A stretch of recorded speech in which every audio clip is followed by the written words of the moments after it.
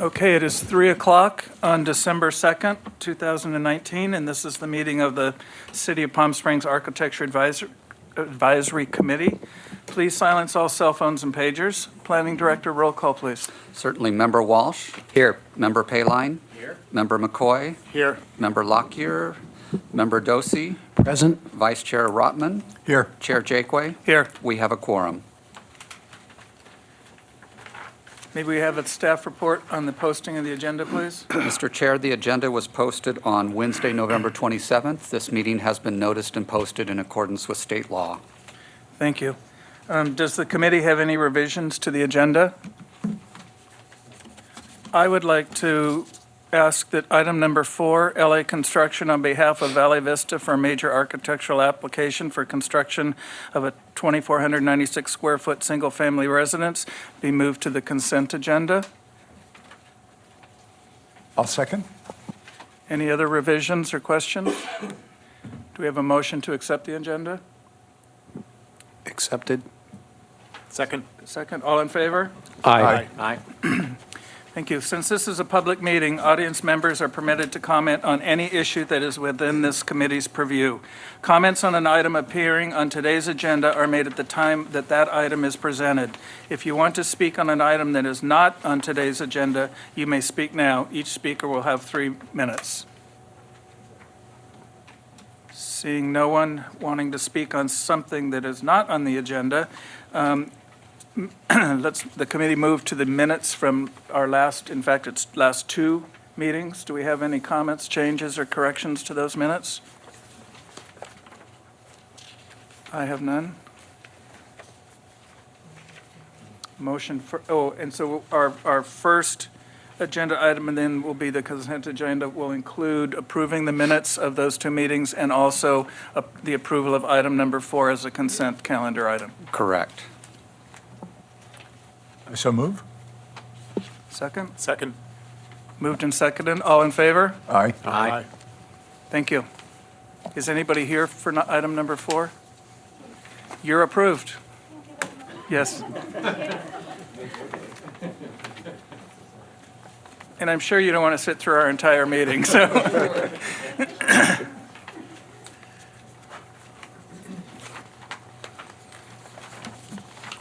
Okay, we're going to move to item number 2. William Dunca on behalf of Michael King for a major architectural application for a new 7,125 square foot industrial building located at 3520 North Anza Road. And before we start, I'd like to introduce to the committee a new employee of the city, Alex Perez, and Alex is the staff member who will be presenting this agenda item. Alex, the staff report, please. Thank you. First of all, welcome to Palm Springs. Thank you so much. Good afternoon, Chair and Committee. The applicant, William Dumpka, on behalf of the property owner, Michael King, has submitted a major architectural application for a new 7,125 square foot industrial building located at 3520 North Anza Road in the M1 Service Manufacturing Zone. The proposed building is situated towards the rear of the property and will include a new new landscape plan, a new parking lot with 9 parking spaces, and a new trash enclosure. The primary purpose of this building is to store classic vintage vehicles.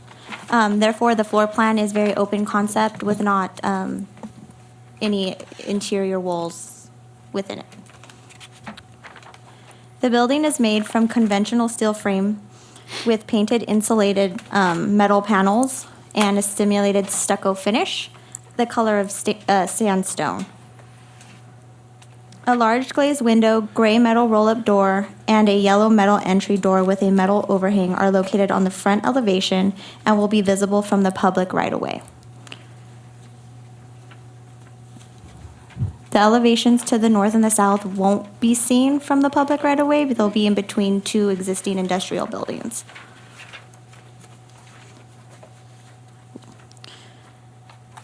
The painted metal awning will provide shade, contrast, and also break up the massing of the industrial building from the public view.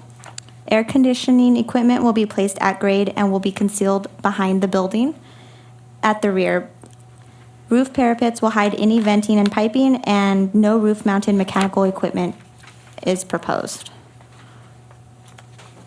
Modular pavers will pave the parking lot, and a 4-foot-high concrete masonry block wall will be located on portions of the north, west, and south elevations. The project will include new landscaping around the parking lot area. The proposed materials are consistent with the lush and efficient plants in the guideline published by the Coachella Valley Water District. The Palm Springs zoning code requires a minimum of 30% of the parking lot area to be shaded. The applicant is proposing 36% of the parking lot to be shaded. Though the proposed building does not demonstrate many architectural design elements, it is consistent with the architectural details of the industrial buildings within the area. These are existing site photographs. The building to the north is actually owned by the property owner, Michael King, and the same sandstone color will be used for the proposed building as is existing on these existing buildings. The proposed project is consistent with the development standards in the N1 zone. The project is also similar in design and use as the surrounding buildings in the area. The staff recommends that the Architectural Advisory Committee recommend approval to the Planning Commission, and the applicant is available for any questions. Thank you, Alex. Before the committee starts questions, excuse me, of staff, one of the things I picked up the best at our seminar today was that we don't start discussing the project while we're asking questions of staff. So initially, let's just question staff, and then we'll have the comments from the audience and the applicant, and then we'll do our discussion as one event after all that. So previously, we started kind of wandering in discussions during the staff questions, and then we discussed the same thing twice. So I think it might make our meetings a little more efficient. So having said that, are there any questions of staff? No. Seeing none. Seeing none, is the applicant present? Would you like to come up and give us your name and a little presentation? You have 10 minutes to present your project, and if needed, at the end, 2 minutes of rebuttal. Thank you very much.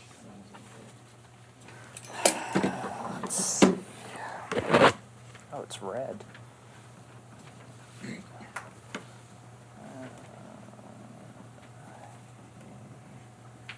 What do we call this?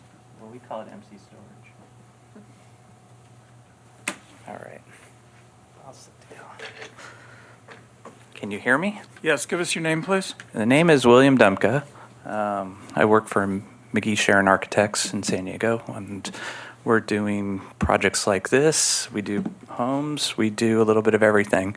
As far as this project is concerned, it's a very basic industrial building.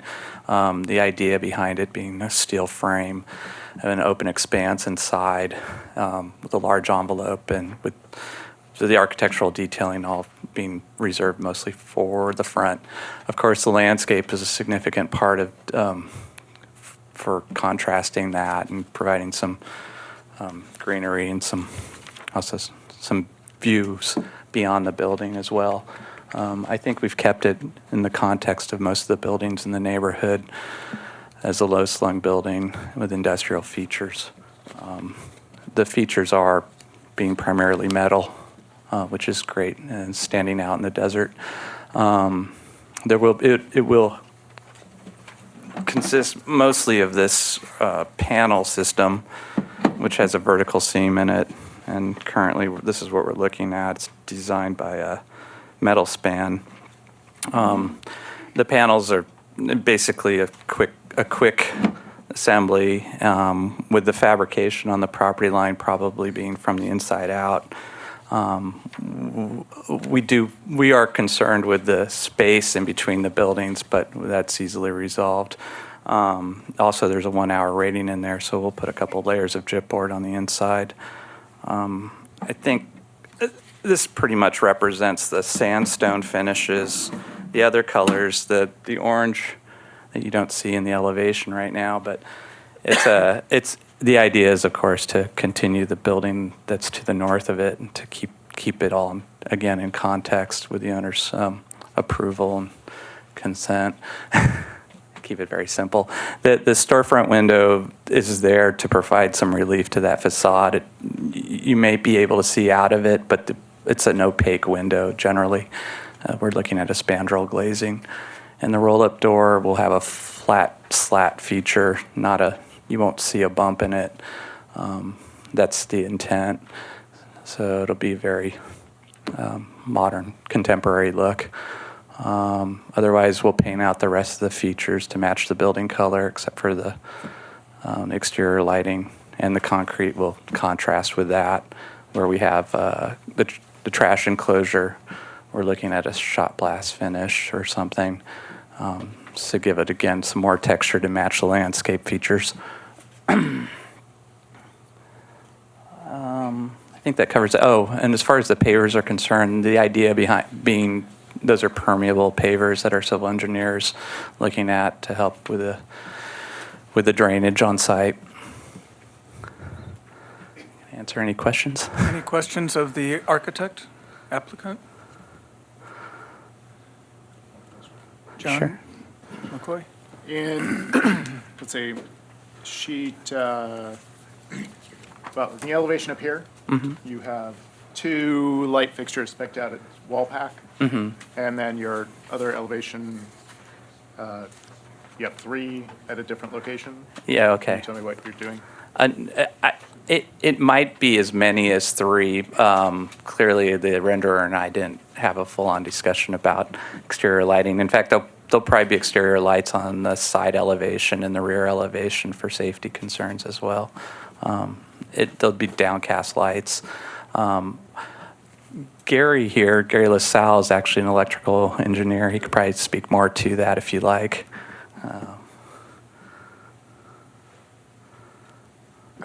Yeah, I saw, you said the owner has the building next door, and Yeah. there's lights on the building Yes. next door as well. And I think- Do you have a specification of what the fixture's going to be? And Do you know what that spec is, Gary? 42 watt. I'm sorry. Sure.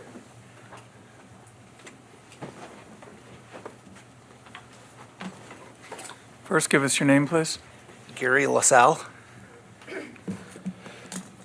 I work directly for the owner, Michael King, and I'm going to act as project manager for this project of his.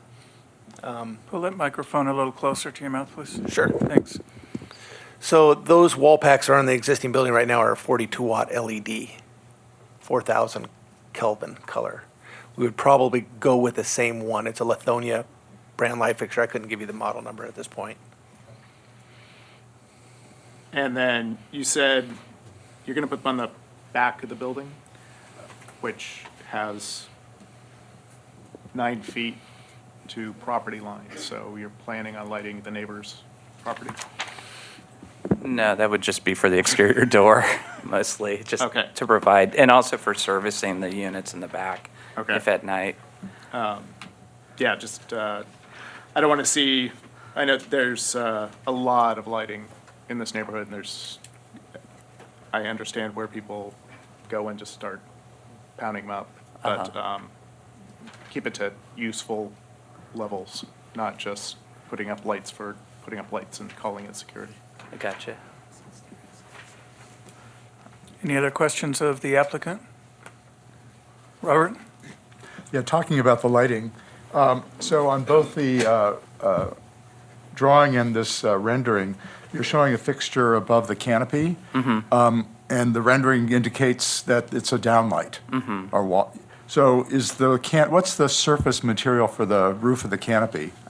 I think we were looking at a perforated screen, but perhaps it might be a corrugated finish as well.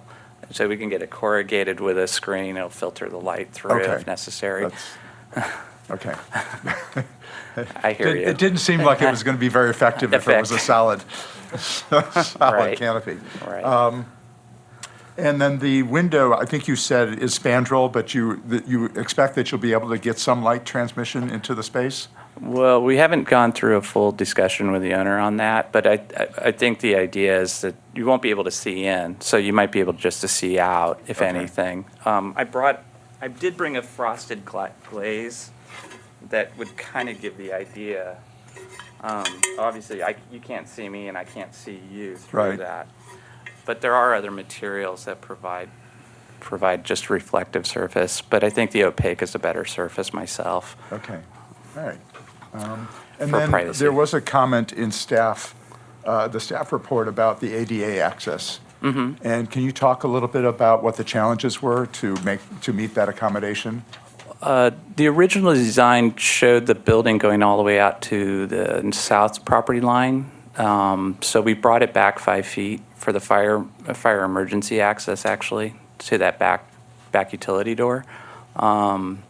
As far as the handicap parking, it was a simple slam dunk to get it right there in front, with just a 5-foot access walkway. One interesting note is we're using the no parking hatched area as a walk-in area up to the trash enclosure. We're just utilizing that space to pull out the garbage cans. Otherwise, it's pretty straightforward. The access for handicap is right there at the front. I think that's, Okay. well, Any other questions? I have a couple. Okay. Excuse me. Why is the door so tall, the garage door? Because these are just automobiles that are coming in here, correct? Correct. Personal, I guess, toys from ownership. They have a classic car collection, RV. They're toys. They're toy hauler, Okay. RV, whatever it may be. That was the reason behind that. And then in the parking lot, why did you switch the paving material from the permeable pavers to concrete at the handicap spot?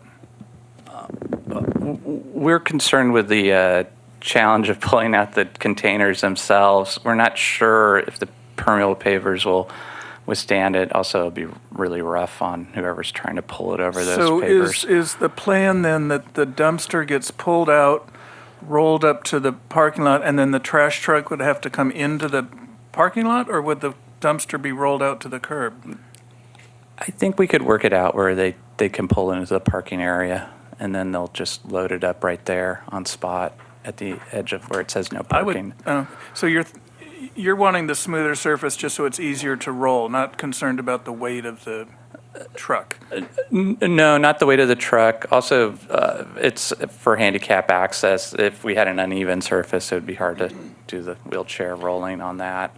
So, And my last question is, there's 10 air conditioning units, but it's one big space. Why not have just more of a single commercial air conditioning system that would handle the whole space? that's a good question. Right now, we're looking at it as being just the condenser units.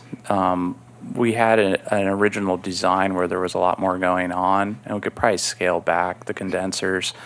We're trying to avoid putting equipment on the roof, which are typically larger units, and we're concerned that we won't have the space for it without Because of it the popping height. up over the parapet. Okay. Any other questions of the applicant? Oh, Robert? If, Alex, could you go to the elevation, front elevation? Yeah, so one thing that struck me is that your window, the top of the window is at 9'8", and your top of your canopy is at 8'6", is that right? Would you be opposed to raising that up so that they aligned? And I don't know if you want to put a little transom window above the door or something, but, just so that there's architecturally a little more consistency? I could see that, Okay. definitely. The heights, it's not arbitrary, it's just meant to set it off some way. So again, you're looking at a pretty rectangular composition, so any variation is unique. But yeah, we could definitely drive that. The door would probably remain at 8 feet high. I think it was 7, but if you It's a went to 7? 8, that would be great. Oh, you're right. It should be an 8-footer. Oh, all right. Sorry about that. All right. All right, even better. All right, Okay. thank you. You're welcome. Okay, thank you very much. You can sit down again and we'll have our discussions. But before we discuss, is there anybody from the audience who wants to speak on this particular item? Okay, committee? Comments? Questions?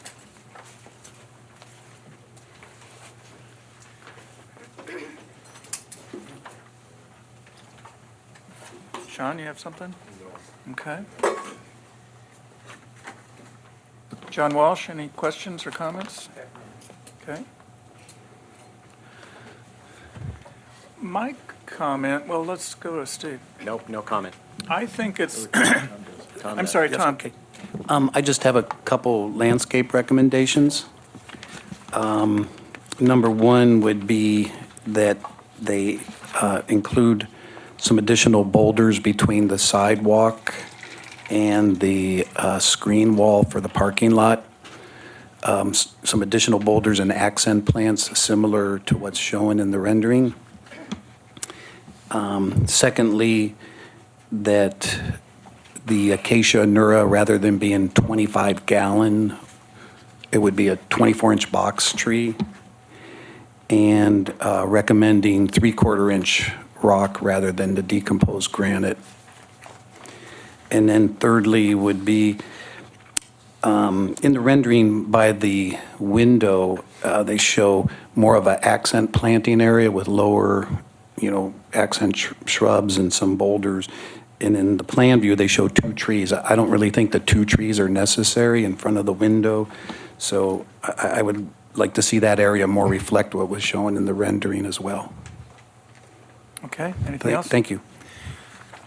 My comment would be, I think, I can understand it's a very simple building, but I don't understand why there's 3 different heights of the different elements on the front. If the garage door really needs to be that tall, should the spandrel glass be made taller to match it? Or should the entry door and canopy be raised up so that they match the top of the spandrel, as Mr. Rotman commented? And I think one of those solutions would make the front of the building make more sense. Do we have a motion? I'll move to approve with the modification of raising the canopy and entry door so that it aligns with the top of the spandrel glass, as well as the recommendations of Member Dosey for the landscape. Can I make one comment about that, though? Oh, yeah. Yeah. So in front of that glass, though, I can see maybe not having 2 trees, but it's west-facing glass. I would think it's going to get pretty hot, and maybe they're trying to screen that or something. I didn't have a problem with it, them having a tree or some planting out in front of that glass. So, Accepted. okay. So do we have a second to the motion? And if I can just clarify on Member Dosey's recommendations, on the decomposed granite size or the gravel size, you had suggested something and I didn't get those down. 3/4 inch. 3/4 inch? Gravel to replace the decomposed granite. Okay. And regarding the 2 trees in front of the window, I think they could get by with 1 tree as these trees get, They the grow canopy fast, can yeah. get pretty large on them. It will still create that shading effect I think you're looking for. So we have a motion from Rotman and a second from Lockyer. Yep. All in favor? Aye. Aye. Any opposed? Thank you.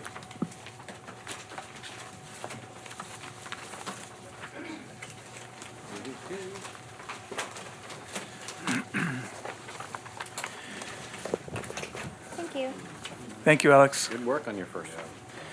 Okay, we're now moving to item number 3. Chris Hector, on behalf of Indigo Auto Group Real Estate Holdings LLC, for a minor architectural review application to alter the exterior elevations of an existing auto dealership, BMW Palm Springs. Staff report? Good afternoon. As introduced, this is a proposed project to the BMW Palm Springs. And just to go to the site location, the project site is a second parcel from the west end of the auto dealership road located at the corner of East Palm Canyon Drive and South Cherokee Way. This is the largest parcel that's part of the auto dealership road. And this is a project site. The building was constructed in 2008. It's a two-story building, and the total square footage is 39,251. The ground level accommodates a showroom towards East Palm Canyon and the service center in the back. And the second level accommodates an office and then also rooftop parking. The proposed project comprises of the removal of the existing aluminum composite tiles, which are installed on the primary elevation, and apply new PEREX Smooth EIFS, which stands for Exterior Installation and Finish System, which stimulates the stucco appearance, crack resistant, and then the applicant is proposing to apply a new coat of paint, which is going to be pure white. And finally, they're proposing to enclose the existing service drive. And these are just to show the comparison of what's existing, what's being proposed. Again, the applicant is proposing the removal of the aluminum composite tiles that are applied on the primary elevation and the enclosure of the existing service drive. The project proposes the installation of a set of 3 rolled-up garage doors. The dimensions of each door will be 10 by 10. And this is the rear elevation of the building. Again, you see the service drive on the right-hand side, and the elevation will be closed, and it will accommodate a set of 3 garage doors. The proposed material for the new roll-up doors is going to have an anodized aluminum frame with clear glass windows for visibility. And then also, there should be a material board, a chair in front of you, that includes the proposed material for the finish. So if you can pass that along.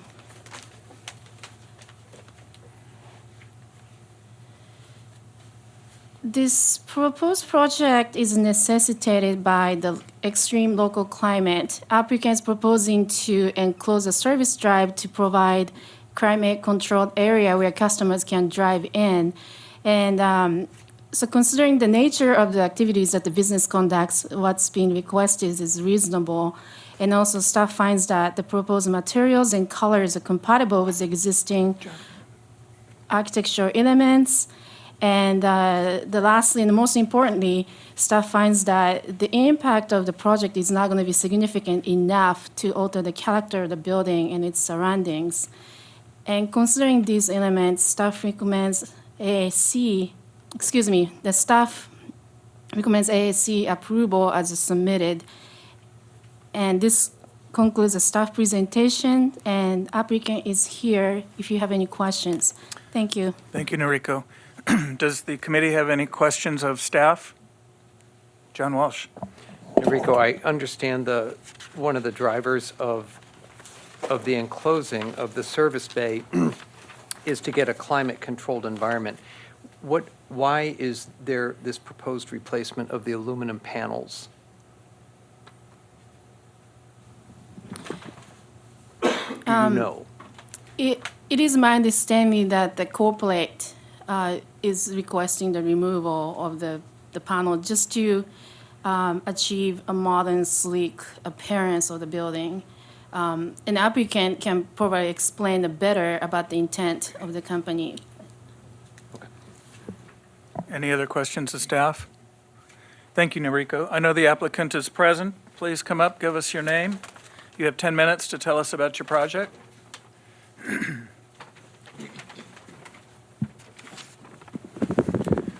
Thank you. My name is Chris Hector. I'm the Director of Property Development for Indigo Auto Group.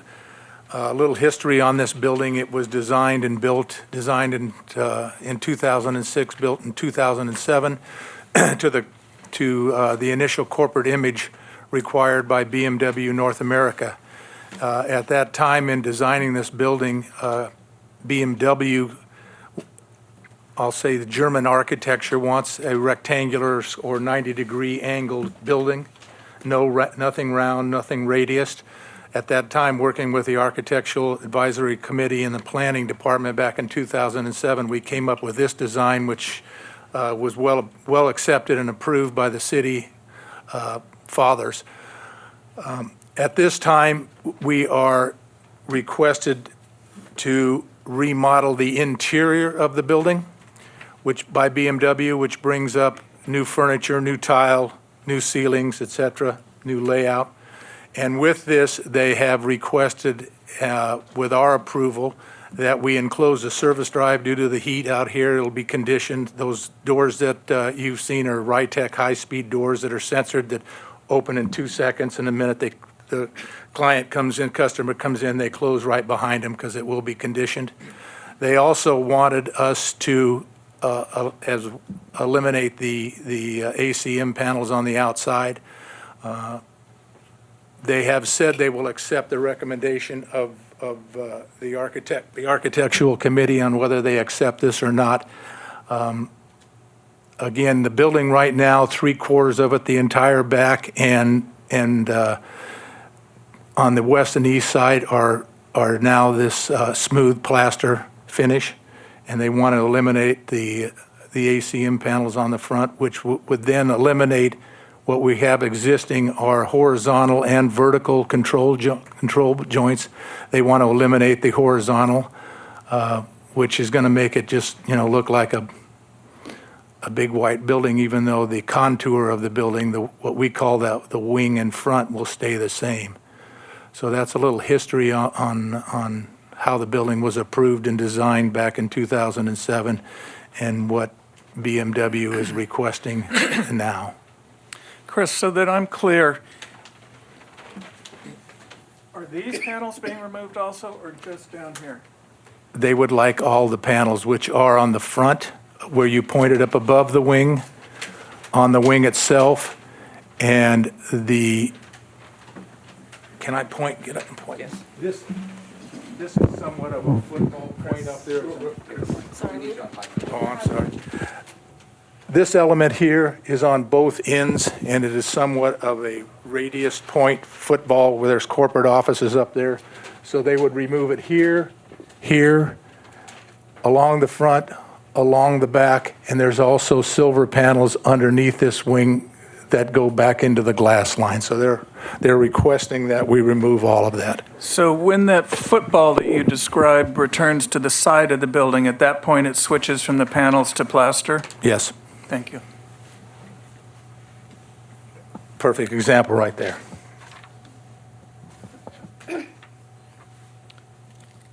Any other questions of the applicant?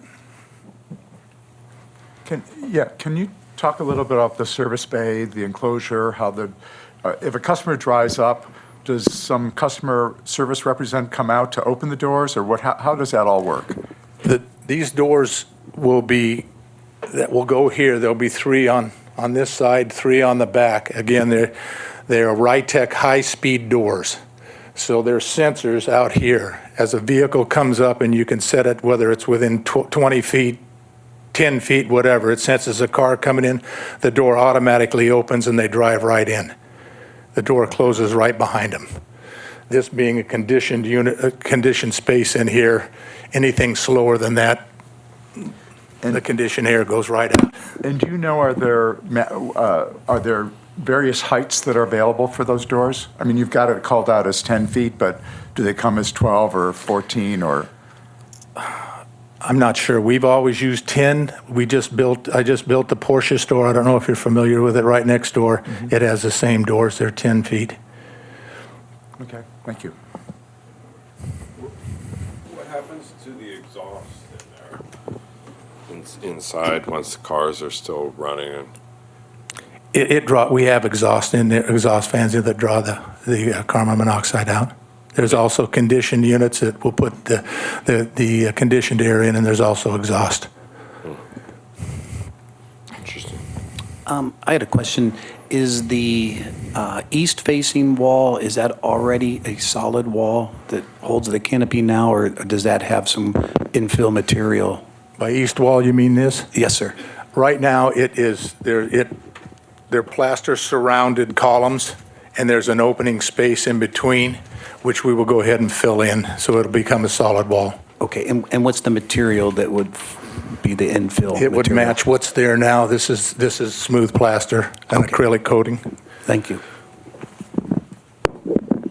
So if a car pulls up, the door automatically opens. There's a car in the bay already in front of them, so the car can't pull in. Does the door just, I mean, it sounds like a Rube Goldberg waiting to be disaster. I've used it several times, probably in 4 or 5 dealerships that we've built. Inside there, we have greeters, and there will be 3 lanes coming in. And as customers come up, they come inside, they're met by the service advisor taken inside the building. The porter moves the car direct up forward, so there's enough room. See, I question the need for the air conditioning because it sounds like those doors are going up and down constantly, and the customer is immediately taken from their car into the building. So the customer's not out in an overheated driveway. It just seems like a problem waiting to happen that doesn't need to exist. Like I said, in 5 buildings that we've conditioned, there's 3 of them in Houston, 1 of them in St. Louis. And the Porsche store next door, it's not a problem at all, and it's convenient, and it actually aids the customer when it's 115 degrees outside and windy. It blocks all that, makes a better space and condition for the customer. Any other questions of? Yeah, would you require any additional signage to tell the customer to pull forward, or is there additional signage required? No, the only additional signage we're going to request with our building permit, et cetera, is that they have the new E electric vehicle that's going to go up there, and also the M car. So on that service sign, and also on the front, there'll be the M and the E that designates the new vehicles being offered. But that's a future application. Yes, that's not involved here. Anything else? So how do they know how to go to the service department, to the roll-up door? It says service right there. Then, yeah, my only other question is, how do you know which door to go to? It seems like everyone Doesn't can go matter. to the first You can go door. there's 3 doors, and they'll whatever they pull up in front, it opens up. Okay. In Houston, we have 4 service doors, and then they reverse. 2 of them reverse. I say reverse at the end of the day. Service vehicles are picked up. They bring the cars that have been serviced, bring them in there. Customer comes in, drives the car out. Seems like they need red light, green lights outside of every bay. Well, seriously, and then they reverse traffic. Shouldn't they get a red light at the end of the day? In most cities, they don't allow that. Oh, yep. Okay, one more last It works, I guess. question is, I don't really understand why, is it just a dated appearance to the existing aluminum panels that's why they're being removed and reclad with stucco? I think it's always been BMW's corporate image to not have metal panels on the outside of the building. But when we went through, again, with the architectural back in 2007, they disallowed making it stucco and accepted this. Sean, you're not turned on. So you're saying when you went through, or whoever went through this process just a few years ago, this panel did not allow stucco at that time? What they did back then is they didn't like the wing situation. We presented it as the way it is now, and BMW, since it was accepted by the architectural committee and the planning department and everything, BMW accepted that. And we showed the metal panels on there as a elevation or a surface differentiation between that and the stucco. And I think now that we're going back through for we will be going back through for the permit for the interior work, that BMW then asked us to see if they would accept removing it. Okay. So to be clear, that if this body and planning commission decide that the removal of the metal panels is not appropriate, then BMW would accept that. That's what I was told by corporate. Okay. Thank you. Any other questions? Thank you. Okay, discussion amongst our committee. I'm sorry, are there any comments from the public on this particular item? Thank you, Sean. Seeing no comments, now the committee will discuss. You ready, John Walsh? Sure. I do understand the service bay need for a better environmentally controlled system, and I would trust the fact that the corporation with experience with this product and these space-age doors, it's successful. It seems to work. So that kind of makes some sense to me. When I first saw the swap out of the aluminum panels for stucco, I thought, ooh, this might be sort of the result of some architect's nightmare, a non-performance issue, leaking, whatever. But it's clear here that this is an aesthetic issue. And I mean, I would not want to be in the way of wise corporate branding processes, but I find that this is an enriching element on what would be, a less rich-looking elevation. And it's sort of a special spot in Palm Springs where buildings of this scale and this nature, these auto dealerships, it's successful. You sort of expect it there. So I would tend to be uninclined to swap those out. But,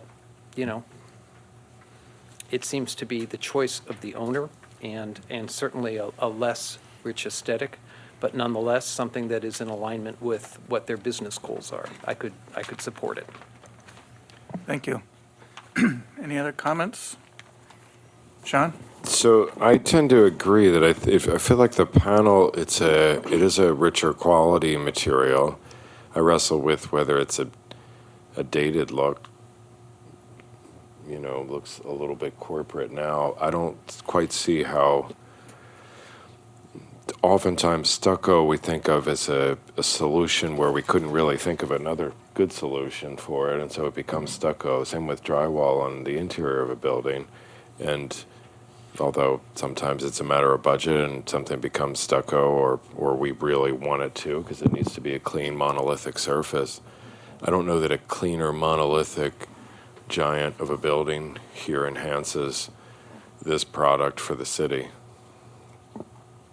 I don't think it does. I wouldn't mind another proposal of a different type of panel or more solid, seamless surface of some other material.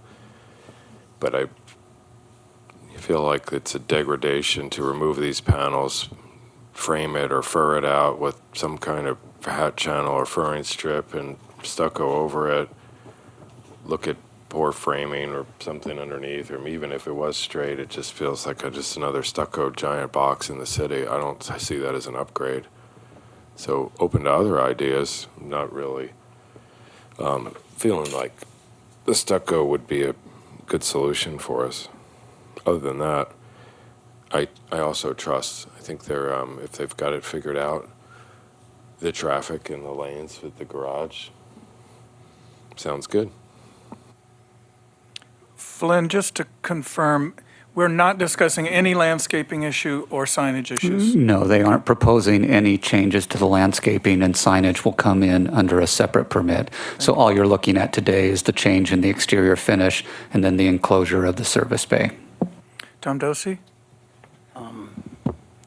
I prefer the look of the panels, particularly with the setting of this building with the Porsche dealership. It's kind of like an auto campus.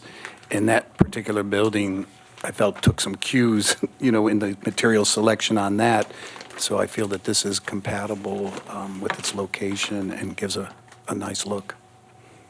The one comment would be on the infill of the louvered panels for the reception bay, that there be some relief so that those panels, the louvers still read, but they could be infilled towards the center so that there is some shadow lines or detail. Steve? I kind of concur. I'm wondering if there could be a compromise to reach with doing a few fry reglets if we did go ahead with a swap out, if there was a way to put some reveals in to keep a bit of, interest in the long blank wall that's going to be there now. So I wonder if there could be a compromise made there, but otherwise I agree with kind of everybody else. Thank you. Well, I'm in agreement about maintaining, keeping the aluminum panels. I want to talk a little bit about the enclosure of the service bay, and I think that's probably really weakens the overall architecture of the project. There's something with the proportion of the doors. Right now, the existing bay's got a very clean, simple proportion to it that seems to work well with the building, but when you enclose it with the service bay doors, it loses it. And I think I'd like to see another stab at designing it, whether it's raising the doors, creating some sort of continuous header, something that is more in keeping with the rest of the showroom. So. Is that up for discussion here and now, that? What? That comment? Yes. Yeah. So I wonder if, and I hear what you're saying and I can visualize it now that I look at this, if they push that added facade that has the doors and the flanking walls, if they set that back a bit from that existing facade and darkened everything so it almost felt like that, now how that whole thing was in a recess, is just a couple feet back, 2 feet, something like that, then maybe that achieves what you're trying to achieve, I wonder. Because I don't want to scare these guys and make them feel like they have to go back to the drawing board. No, but I appreciate that, and I appreciate the suggestion. My comment is not to solve it, but to sort of say that I think there's an issue there. So. Yep, and I'm just bringing it up as potentially, so let them know. I don't think it's a back to square one kind of item. I think there's some simple solution to achieve what you're. Let's go to John McCoy first, and then we'll come back. I concur with what's been said. The existing panels, I think, work well in the neighborhood vicinity with the other existing buildings. The enclosure, I'm fine with the enclosure, but I think the proposed blank wall there is rather dull. Thank you. John Walsh, you had a further comment? Yes, but I think infinitely fixable with a relief of planes. What is successful, in part, is the building massing and the fact that you don't see it as a solid planar wall there off on that south wing. And so just a relief of planes would deliver it, probably, and a change of color. Obviously, it's going to be a change of material. So, but the concept of the enclosure of the bay does not seem to be problematic, I would think.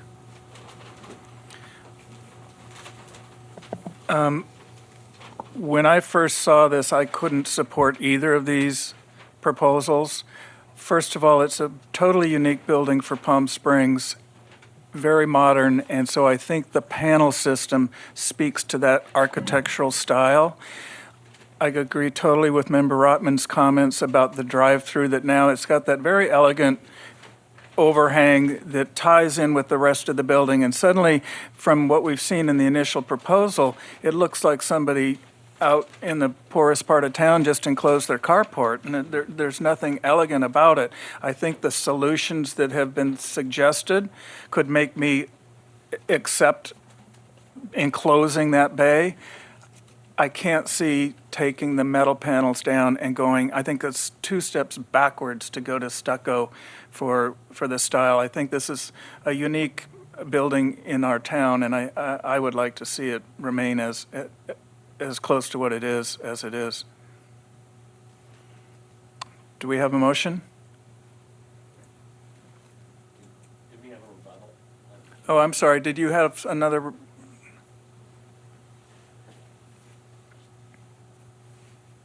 I just wanted to bring up 2 things. The question was, I believe, raising those metal doors. We can't go much more than 10 feet because when they roll up somewhat like a rolling door, but they go into because the motor and everything are inside, and they go into a 3x3 can. So with what the ductwork that we have to bring in there to condition that area, it doesn't allow us to put 12 or 14-foot doors in there. And secondly, one of the problems that we've encountered out here since we built this building, as you all know, when it's open like this and we get a lot of wind, up to 30, 40 mile-an-hour winds, these doors that go into there, we have elderly customers out here like that, those doors want to swing and the wind grab them, and that gets eliminated when we enclose that. Thank you. Does that create a need for any further discussion, or should we have a motion?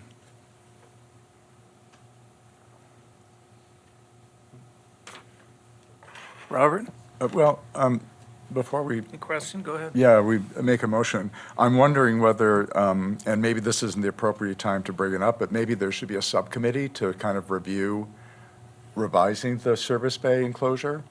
Because I think what I'm hearing and what I'm sensing, and maybe I'm projecting, is that we're going to make a motion that's going to deny the removal of the panels, and that we want to see something different for the enclosure. So I'm wondering whether it might, rather than leave it up to staff, that maybe there's a subcommittee. I think that's a good solution, and to the applicant, that is to your advantage, because you won't have to come back to this committee again. You'll meet with the subcommittee, and they will review a design, and you'll knock out something that everybody's willing to work with, and you can really sit down and explain your technical issues and your concerns, and the subcommittee can respond, and it will, instead of waiting another 2 weeks to come back, it's something we can move ahead with. So you're comfortable with that? So having said that, I move that we create a subcommittee to review the enclosure of the service bay, and that we deny the removal of the aluminum panels. Do we have a second? I'll second that. Second by Lockyer. All in favor? Aye. Aye. Any opposed? Thank you. Subcommittee, do we have some volunteers? We've got one with John Walsh. Oh, go ahead, Robert. Yeah, three's good. I think three's good. Okay, we have a three-legged committee. Lockyer, Walsh, and Rodman. Thank you. Okay, moving to item number 5. Pono Acquisition Partners, LLC, doing business as Palm Springs Surf Club, for review of architectural materials for main building and site landscaping as a planning commission condition of approval associated with an amendment to the approved planning development. I just want to make sure that the committee is very clear that the project has been approved by the Planning Commission. We're not looking at the architecture. We're only looking at the materials and the landscaping. Having said that, can we have a staff report, please?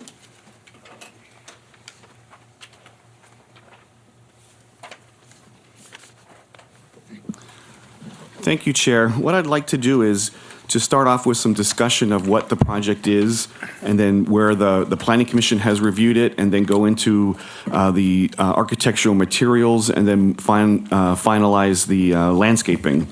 So the Palm Springs Surf Club consists of the old Wet 'n Wild water park, which is the Gene Autry Trail. This is a view of the site with storage unit, self-storage to the north, and then the Tockwoods Creek Golf Course to the south, and then to the east is the Desert Water Agency, and then Gene Autry Trail is to the west. So if you look at, in your packet, there's a site plan, and I'm going to go back and forth between this table, which is the building summary, and then this site plan, which shows the specific buildings within the area. So there's a series of 6 buildings that make up the project. Overall, there'll be 10,000 square feet of new space, and they're removing some of the buildings that are currently there. So if the water park that's currently there is under renovation, including the pool area, which is Area 1, the Lazy River area, which is Area 3, and then some of the slides that are currently there are being removed, along with the large funnel slide that's Area 7 will be removed. So in the table, it goes through the different buildings, Building A, which is restrooms and pumps for slides, and the ancillary buildings like Building B, Building C. The main building that we're going to look at is Building G, which is the pump building, which causes the waves for the pool, and then Building E, if I can use my little pointer here, which is this main building here. That's the building that will house, when you come in, you buy your ticket, there's a restaurant, bar, lounge, there's a gym, VIP area for the professional surfers, and then a retail section, and then employee area up along the driveway. So moving on, there is a series of slides that show what the park will look like when it's completed. You'll see the large pool, the mound or the hill that's on the north end, and then the area that includes the restaurant lounge and the pro shop. And these are all in your packet. We allowed or presented to you large-scale drawings so you could get an idea of what the details are on the plan, and then smaller 11 by 17 slide or paper with the site plans and then some actual 3D renderings. So this is a site plan, and I have it in here just to point out that what they're proposing includes a new 24-foot fire lane access, which will go down from you come in on Gene Autry Trail along. There's a company called Best Signs that does signs to the west. So they are upgrading the site to provide better emergency access should something happen. So going on to the main building, which is when you walk in, I have a picture of it, there it is. So currently this is the front facade of the main building. When you go and buy tickets, you walk in this entry here. You'll notice that it has a pitched roof with barrel tile on it. So this is currently what it looks like now. When we look at the floor plan, they are adding some square footage, which includes Area A, back here, Area B, which is part of the children's area and employee lounge. They're also adding outdoor terraces that are on the west side that will overlook the Lazy River and face the wave pool. And then down here at the bottom is a VIP area that comes off of the surf shop retail area. So you notice that the building is stucco with these barrel tiles with the pitched roofs with sort of a post and beam look. When we look at the redesign, you'll notice that the roofs are similar. They're putting on a corrugated metal on the pitched portions of the building, and we have a material board that we will get to in just a minute, but this is just sort of orients you as to where everything is in the site. Once again, there's a larger floor plan showing how the building works internally. And this is a breakup area of the VIP section with the retail, the VIP cabanas to the bottom of the slide. The entry area, which includes a lounge area, which is part of the new design that's new square footage that's being added, and then these overhanged outdoor seating areas are also included. And this is the main area where you come in to buy tickets. and then there's restrooms and the kids' room back here and employee break room. So when we get to the materials, the material board includes a series of use of teak wood, stacked stone, stucco for the main portions of the building. There's some PebbleTech in the pools. And then down here, I'm pointing out right now, that is the roof material, which is a corrugated metal in an almond color. Smooth concrete to be used, and then other elements, some design elements or murals on the building with this sort of pattern. And then I know these slides are hard to understand. That's why you have the larger versions.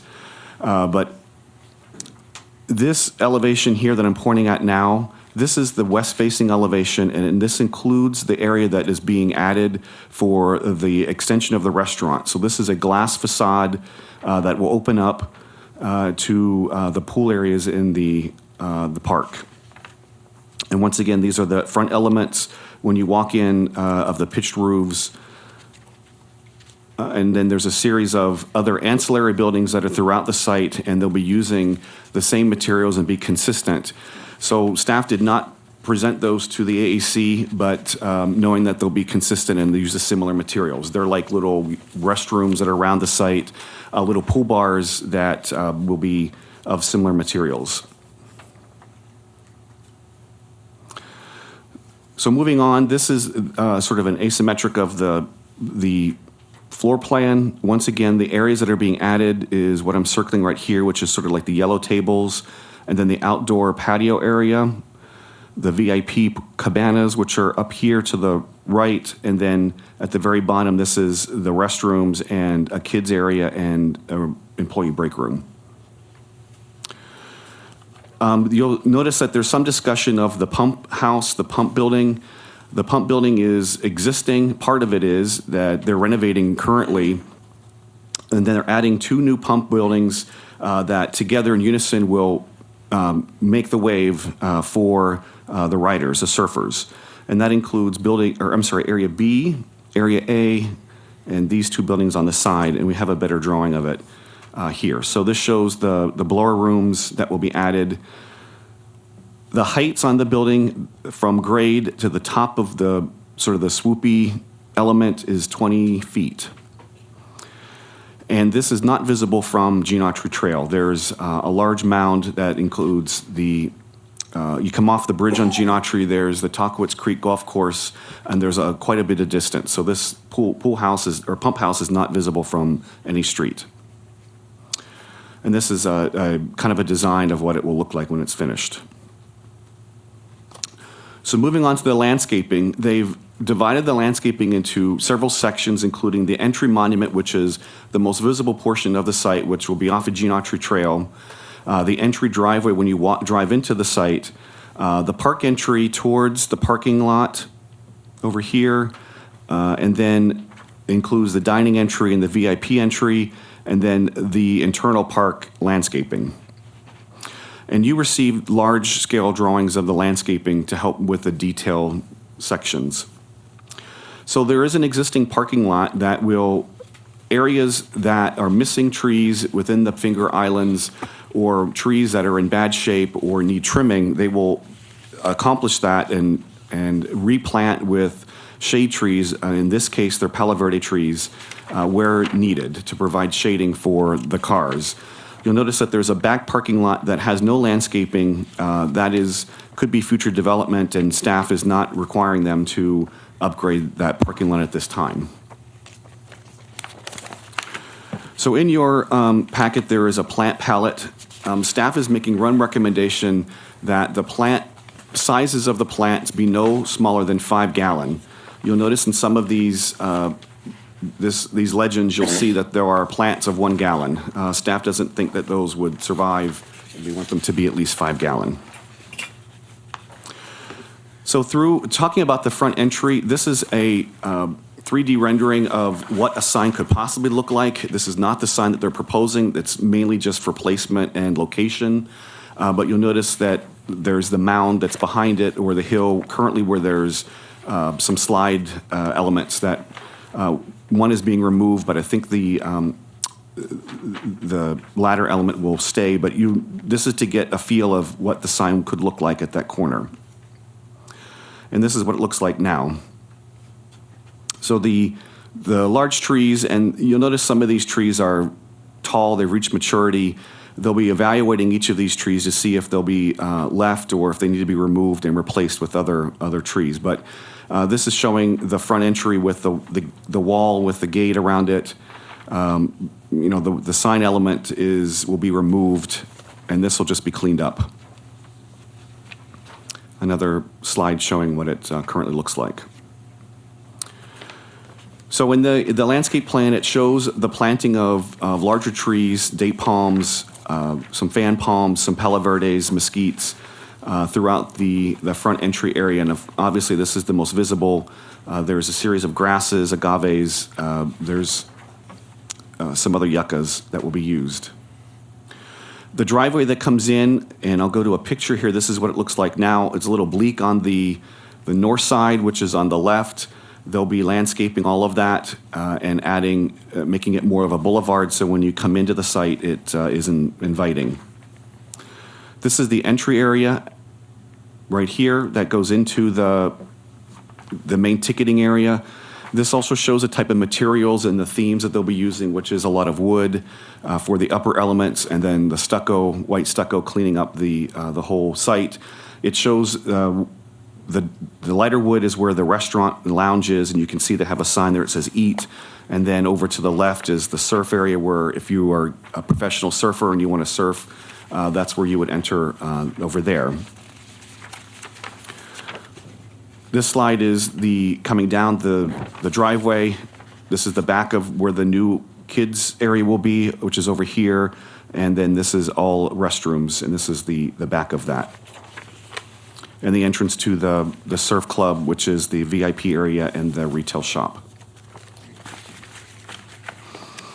So when we move into the interior of the complex, into the water park, there's a lot of hard surfaces, pool decks, pathways. They'll be planting a series of grasses throughout these planter beds that are within the park area. And this is an overall tree guide that shows where the trees will be added and planted in the parking lot. And then a series of 3D renderings showing the lazy river, which is in the middle of the area here. This is over to the right is the new section where they're adding the patios that will overlook the wave pool.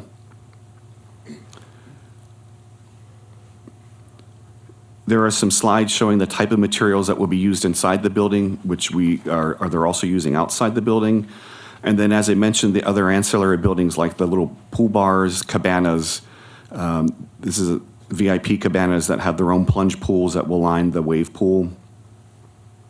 And once again, these slides are just to orient everybody as to where we are. So as I mentioned, that completes my report, and we do recommend approval. The Planning Commission did review this project, and one of their conditions was it comes back to AAC for the architectural design, materials, and the landscaping.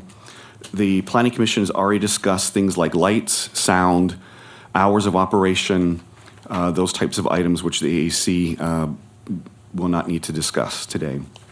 The applicant is here with their architect, their landscape architect, and the owners of the surf club are here.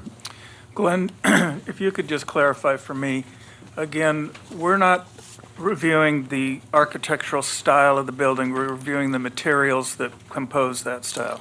Right, there's no proposal to change the architectural elements other than the paint and wood elements, the roof elements. So your input is requested. And as far as landscaping, I assume that we're not looking at the landscaping within the park, we're looking at the entry sign, the entry drive, and the parking lot, and the entrance to the building. That's correct. Okay, thank you. Flynn's shaking his head, yes. Questions of staff?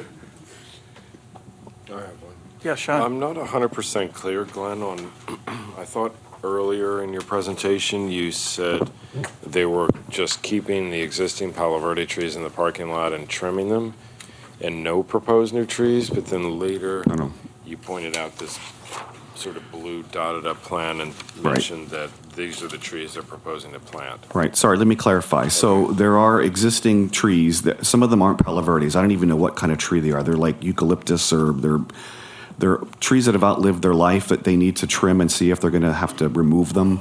And they were replaced with a series of mesquite, and I think they're Palo Verde trees. Is there a plan that shows existing versus proposed trees? I can't quite tell if this. Right, I think this is probably as good as it is. There, I mean, the blue blobs here are existing trees, and then the green ones are the mesquite and Palo Verdes. Proposed. Yeah, while you're on. That's the second time, and I just can't. It's going to be tipu trees. Oh, tipu or trees. elms. Those are my main shade trees, and that's Okay. going to be those big green trees. We'll get you in just a minute. Yeah, we Okay. need you to be on the microphone. Sorry, I've been corrected. Tipu trees. Quick question for you while you're on this slide. That what did you, the lower portion of this particular sheet, there's that large parking lot to the west, I guess it is. You sure? Looks like north is down on this. No, let me get to the aerial.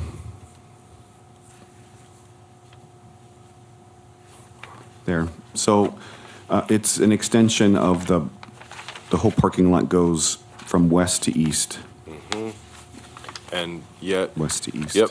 Where your cursor is, right, you go to the right. Yep, There? right there. That, no work in that area at all. No work in that area at all. Okay. Thank you. Glenn, I had a question. Is there any proposed, what's proposed for the islands within the parking lot? The center islands and then the finger islands? What would be below the trees?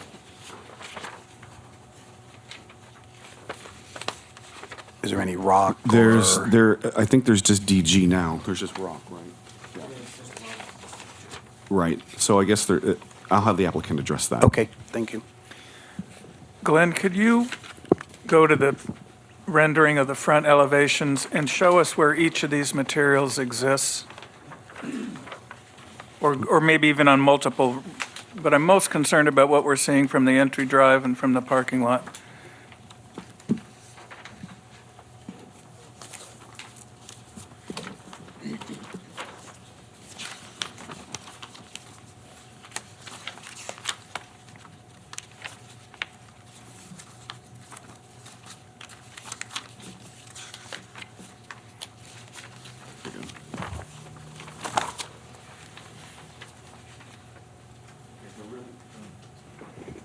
There really is a few elements, which is the white stucco. So that's Here, number here. 4 on this That's drawing. number 4. And then number 10 is the corrugated metal, which will go on the roof elements. And is that corrugated metal wrapping down the side of that entry, it looks like? No, I don't think so. I think it's just the top portion. Okay. And then the stone is inside the building. I don't think it's on the outside. It looked like maybe on the monument sign. Right. And then the Pebble Tech, the 6 is inside, that's at the pools. Some of these architectural elements are inside the building. The graphics is inside the building. And the steel, I'll have to have them.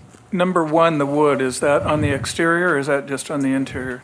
It looks like it's on exterior here. The teak wood. So when the applicant gets up, can you bring up this slide and also the one in the entry drive so he can walk us through that? Yes. Thanks. Any other questions of staff? Okay, I know the applicant is here. Would you like to give us your presentation?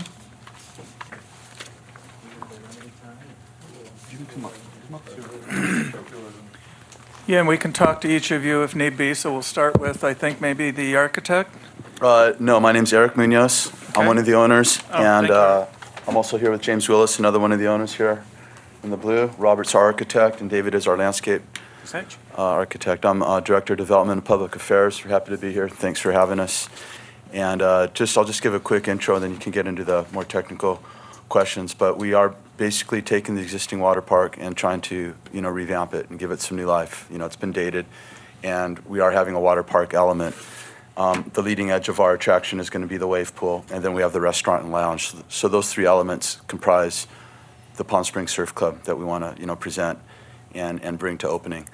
As far as a quick comment as well, I know that we agree with the staff recommendations as far as the size of the plants. It's not a problem if there's certain plants that you do want to see or don't want to see. I think based on our first shot at complying with your plant palette, that's fine as well. We're flexible to that. Of course, we're going to go into the parking lot. That was one of the first inputs from staff, was to go into the existing parking lot. The medians that had dead or dying or soon to die trees, we'll take care of all that. And I think that's been a big focus of what we want to do. The signage in the front's not set yet, but you've seen some, potential visions of what that could be. I know we'll come back for a sign permit on that.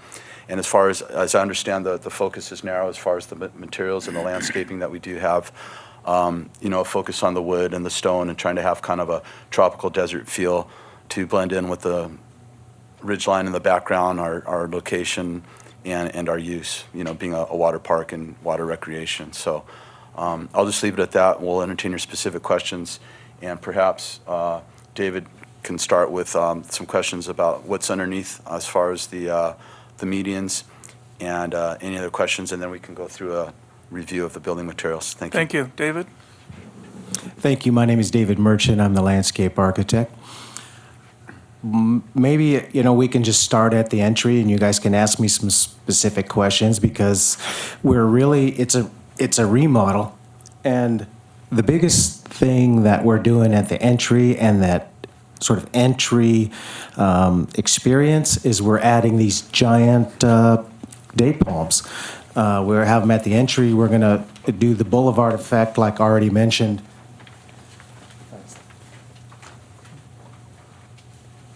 You can see the palm-shaped symbols. Those are the date palms. The yellow tree would be we're doing desert trees. It's going to be palo verdes and mesquites. And then the subshrubs, we'll have, I'm trying to do kind of an oasis. That was kind of the link to the water park. We would, maybe show some papyrus and some reeds, things that can take the heat, but still evoke kind of a liquid kind of oasis thing. We have all of these existing Washingtonia throughout the park. We're going to save just about everyone we can. And as far as the rock work, I'm envisioning more of rounded type pebbles and cobbles mixed with DG, and then having bigger boulders with the more grass type plants and reed type plants. I've got the juncus and, like I said, the papyrus, and then we'll just use that throughout the park to sort of give that water oasis effect. And there's a lot of grass along that entry. I'm going to take out, if I can, and add more desert plants on the entry drive. There's grass on the interior of the park, which we're going to maintain as much as possible, just for the air conditioning effect and the cooling relief that it provides. In the parking lot, there's also a lot of existing grass that I think needs to be addressed. Since it's a remodel and we don't want to redo all the irrigation, once I see how the as-built are in the irrigation, then I'm going to be able to identify which patches of grass we can remove easily, quickly, where it makes sense, and then upgrade that planting to a more Palm Springs sort of feel. Do you have any specific questions that maybe I need to address? Is that the entry drive? Yes. That's the existing entry. Yeah, this is what it looks like going in. You can see what I was pointing at. There's grass out here. I think it's unnecessary. I don't want to plant grass on the other side to match. I'm going to have, evenly spaced date palms going down this roadway, and I want it to be matching on both sides. I'm going to try to get rid of the grass, add low water plants since we're going to have so much water on the interior grass anyway, and then that will make this look like one sort of boulevard arrival. We set the mood, we welcome everybody, and I think it's really what this needs. That self-storage on the left is, everybody can see it's an attraction for vandalism. It looks like it's already been tagged a few times. So if I can get some plants and desert trees in there, then we should be able to avoid a lot of that as well. Glenn, do you have a photo of the entrance or at the corner there where the sign? Right.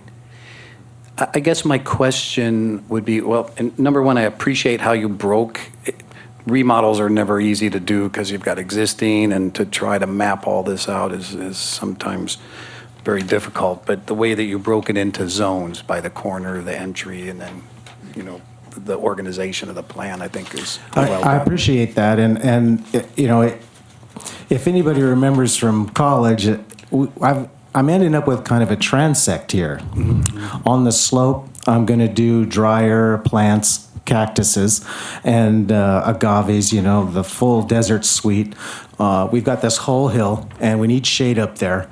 And on the front here, we've got the wave sign, and we want to show, hey, this is water park. So we're going to do some of the water plants, and we're going to do the big date palms like it's a classic oasis. This view here, I'm going to stand up and point at some things. You can carry your microphone up with you. I'll carry the microphone. If you can see how sparse this is, so I plan on a couple of big mesquites and some big date palms that will fill here. And so a lot of this is going to go away. We're going to have a simpler sign, and this is going to be some boulders, reeds and grasses, like I said. There's going to be lots of grasses behind here, and I'm thinking about the native deer grass on the slope, and mixed with some, I'm thinking of big agaves poking up here and there. It's a real dramatic look, and it will be maintenance-free or nearly. And I think it's exactly what it needs. I thought a lot about this. Will you be keeping that wall with the metal fence on top of it? I'm attempting to get that fence painted.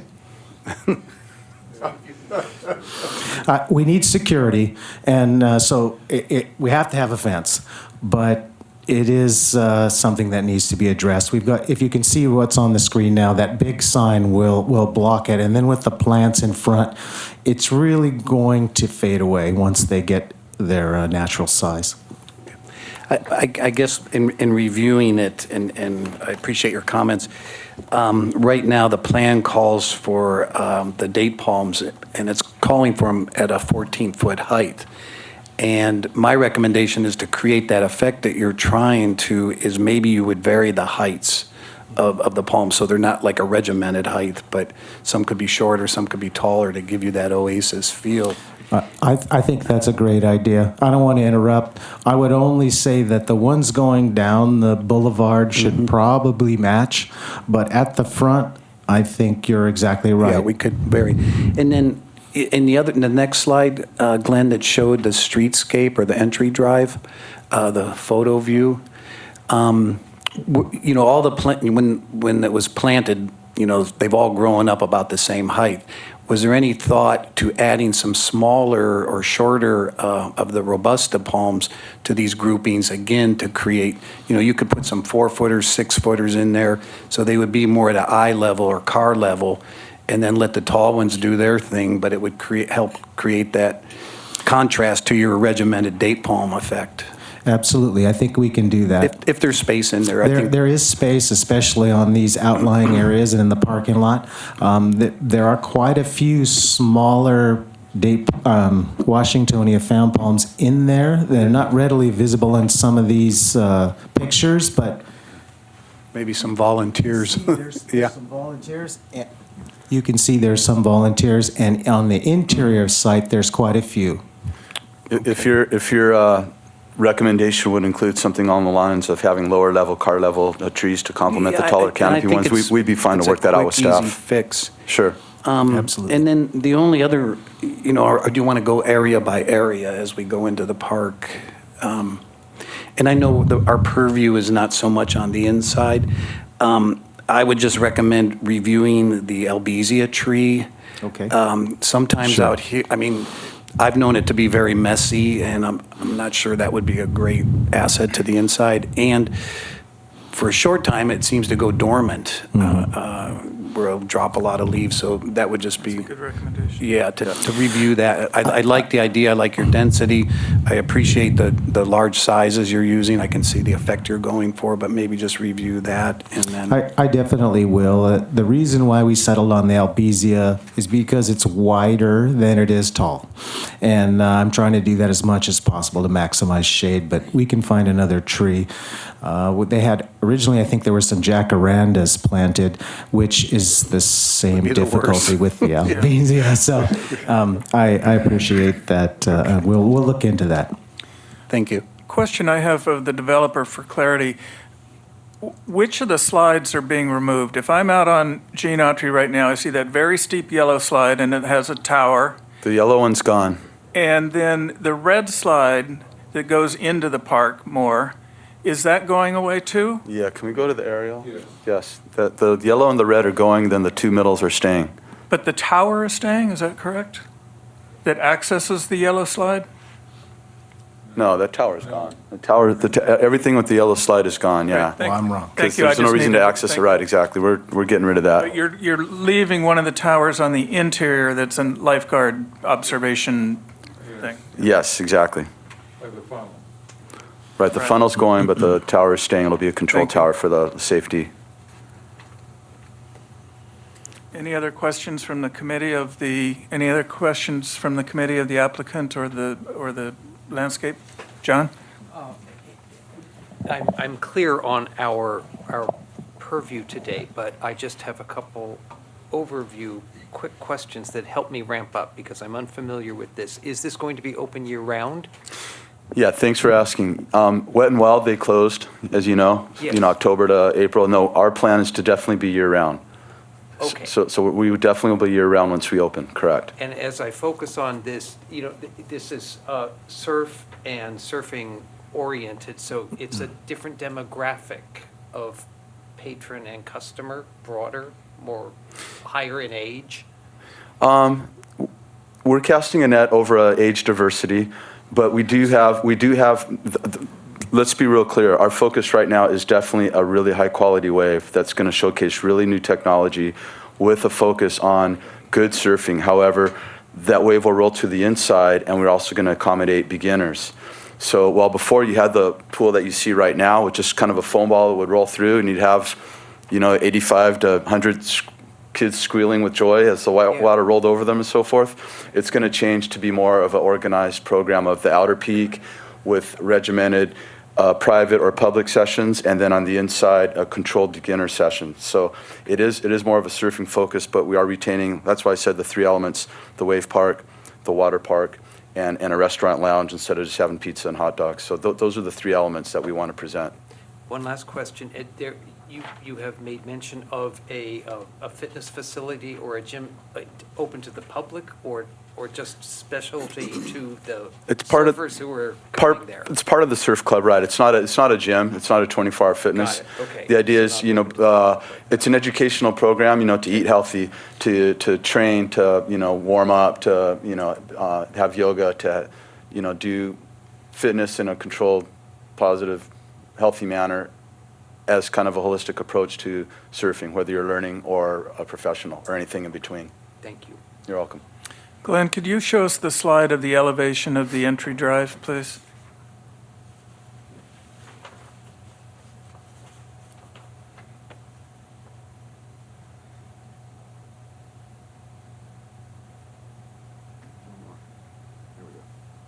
I'm sorry, I meant the new elevation. Proposed. Oh, the I want to entrance. look at materials. Elevation of the building. Oh, sorry. During landscaping. Elevation is the front entry of the building. The sign. Yeah. No, I think it's The where it says Palm Springs Surf Club entrance.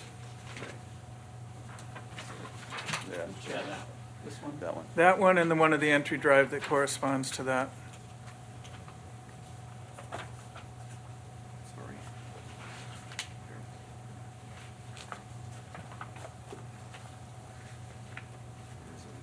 Russia hacked it off your computer.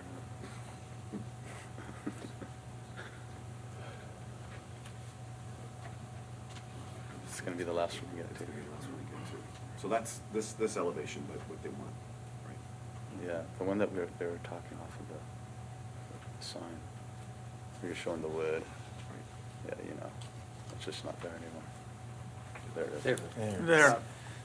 So where the sign is applied, is that a kind of a trellis sort of wood element that sits Yeah. below the metal roof? So why don't you and Robert switch now? Thanks for Thank you. your landscape questions. Okay, so Robert is our team architect, and he'll address your questions here. Thanks. Thank you, Robert. Robert, can you just point to each of the Yeah, different materials on that for us? This here, by the way, some of these slides have lost their color a little bit and darker and they've been scanned. But as you can see in here, it's a lighter tan. It's much lighter than you think. And then the metal roof is actually a lighter tan. It's not a black roof. It's yeah, and so this is light up above. This is your wood colors and so forth. There's wood in here. There's wood in here. There's stone in here. And when you go into the restaurant, there's stonework going inside that also would be out the front sign out there by the street. So when you say there's wood in those inset wall materials, is it like a wood siding? No, it's actually lattice work. Lattice work, okay. It's lattice work, and the same lattice work that's here and here on the covered seating out in the back patios. That's all lattice work in there, and there's bamboo surfaces in there to allow ventilation through it and heat the rise. And one of the biggest problems in this park in the past has been it's been too hot. People's shoes melt and the whole bit. So we're trying to fix everything we can, and we have a lot of new shade structures, new landscape shade, and then we're going to have a lot of new sailcloth all over the park. So Glenn, can now we see that same development of the street or the entry drive? There you had it. Go back one. There. So we're seeing the metal roof, and then is it a metal design work? This in here is an artistic analysis. This stands for Palm Springs Surf Club with the PSSC, and so the artist put that on the wall. We haven't officially finished the design work for signage. This would be part of the signage and out in the front, and some more signage around the front area. But it looks like those letters are sitting on some metal that might protrude from the plaster. This right now is a metal work, and these are metal letters in there. And then the stucco will all match throughout the park. Thank you. And this is the same metal roof here that's over there and over in one other area. Sean? So while you're there, as I look at this existing photo of the entry, and if you could, Glenn, if you could go back, I think with 2 slides to, yep. I wonder why some of the decisions were made to maybe do some restructuring of this particular area, and maybe not so much on this side over here. So it looks to me like you've added some. This rendering doesn't represent. We've added more landscape than was shown right here. By the way, I'm talking architecturally, though. Yeah, right. Well, we've tried to keep within the same architectural style, because it's an old building. Anything we add, we got to add separate from it and non-touching to where. In fact, our trellises, our restaurant, everything is all being added. It'll look like it belongs, but it'll have seismic separations. that old building, if we tied anything to it or modified it. Let me we'd be stop you for a forced to second. Go through it. So what I see here, in order to achieve what you're achieving there, you've got to lop off some of this eave. No. Right? No. No, Well- no, it's probably, see, there's more distance than you think. They've just added some of the trellis work here and here, but we're not changing any of the architectural structure of it at all. It's probably the angle of it to where we're not touching anything other than colors and. What's the side of that entry down there? Pardon? What's the material on the side? Because earlier we asked if it was metal roof and metal siding. Oh, there? No, Yeah, there's right where it open area says in E. there, but there's metal up here and stucco and wood down inside. Well, that's not what the rendering shows. Unless it's just too dark.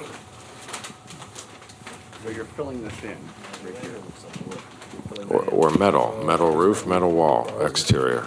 Oh, you can fill that in? It's the same, it's the, whatever we're doing with the roofing, Oh, creating okay. around the whole facade. Okay. We create, we build it out to create more of an entry. Sorry. You know where I was heading with this question is, it looks somewhat improved and enhanced architecturally to the left there, which I guess is, Over there. yeah, is that, let me get my bearings. Okay, sorry. I'm trying to get my north, south, east, or This, west. so yeah, this is definitely getting filled in. There is an architectural modification to it. We were keeping this existing, this proposal, improvement here is more in keeping with what you see right now. We are modifying. If you look at the photo right now, yes, we are filling this in. This is a difference that we're making. We're trying to make that, an entry into the restaurant area. We have three main entrances. We have, the water park, the restaurant, and the surf club. So we did modify this. You're absolutely correct. Whereas we kind of left this a little bit more alone. And I'm wondering why that was left alone. So I like where the modifications are going, if they truly resemble more of what I'm seeing in that rendering and less of what I'm hearing.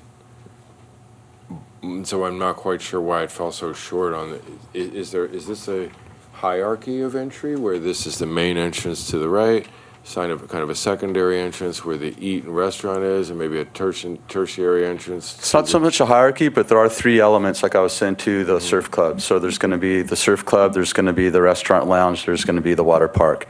And we felt that this entry right here, while the colors and the scheme kind of looks like a little Lego block entry kind of thing going on there, we're proposing what you see right now, trying to keep it. I mean, I guess we threw our resources to where we wanted to make a stronger statement. We thought that was appropriate for the water slide entrance. We wanted to enhance the restaurant entrance as to what you see, here on your line drawings. And again, this is, as you know, an artistic rendering aside from the line drawings. And then we have the surf club entrance off to the left.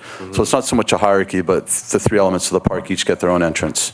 And yes, we did kind of keep this more in place and put new modification proposals that we showed to Planning Commission through the other two entrances for the materials that you're seeing now. I guess, Also too, this project is really run down and it's old and it's tired. yeah. Robert, you have to, once you have a seat. Oh, okay, okay.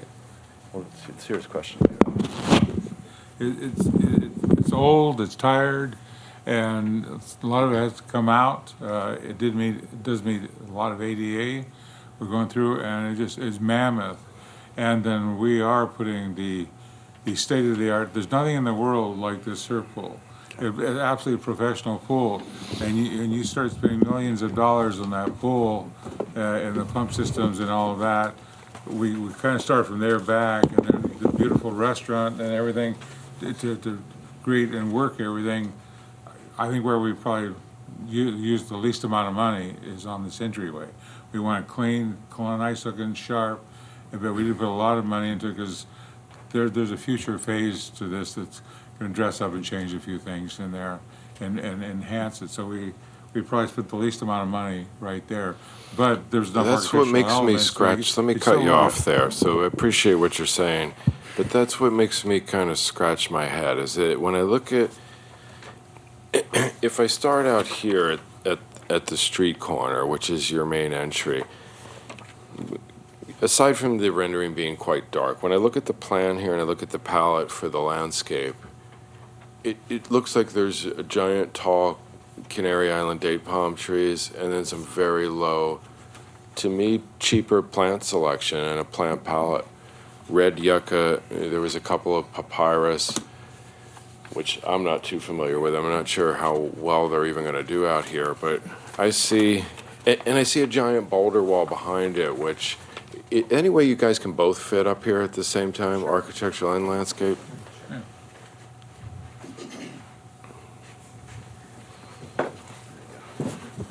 So, can, just keep this in your head, but can we forward to that other slide that maybe showed more of a photographic representation of that front corner? There you go, that's not bad. That one's great too. So, and let me ask you a question about this before I continue. Is that sort of a prosthetic stone material that's currently existing there on that hillside? Yes. This rock is fake rock. That's what I meant. This, I think, is fake rock as well. Like gunite or something. At the bottom, there's planting area. And so in my proposal, I'm planting trees, mesquite and palo verde behind the fence. I'm planting the date palms in front. And then the reeds and boulders will go in front of that wall. Yeah. And Yeah, I heard you on that. Okay, So can I just say one more thing? The papyrus will be about 8 feet high at full grown. It's a big giant reed that grows along the Nile, and so I know it will grow here. It'll take the heat for sure. It just doesn't feel like quite a rich palette to me up there. With I don't see too many. I mean, I guess I see a few boulders here, but from what I see on the palette,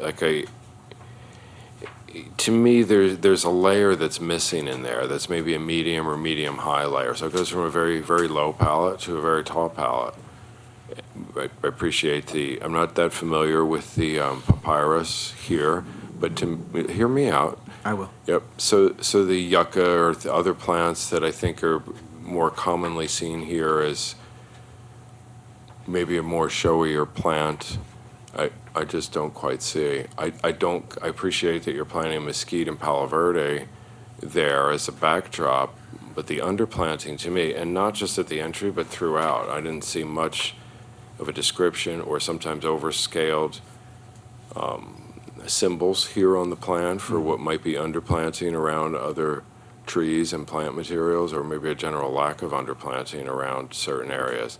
I know you've begun to break this up into smaller bite-sized pieces and plans, as Tom was pointing out, but it still seems a bit underdeveloped. And like a mesquite tree, I wouldn't consider, that's not a very showy, dramatic entry piece to me to be planting there. It's not a very sculptural thing. I mean, it can be as they get twisted and sculpted, but it's something that kind of grows like a weed and just becomes a giant overgrown green piece element.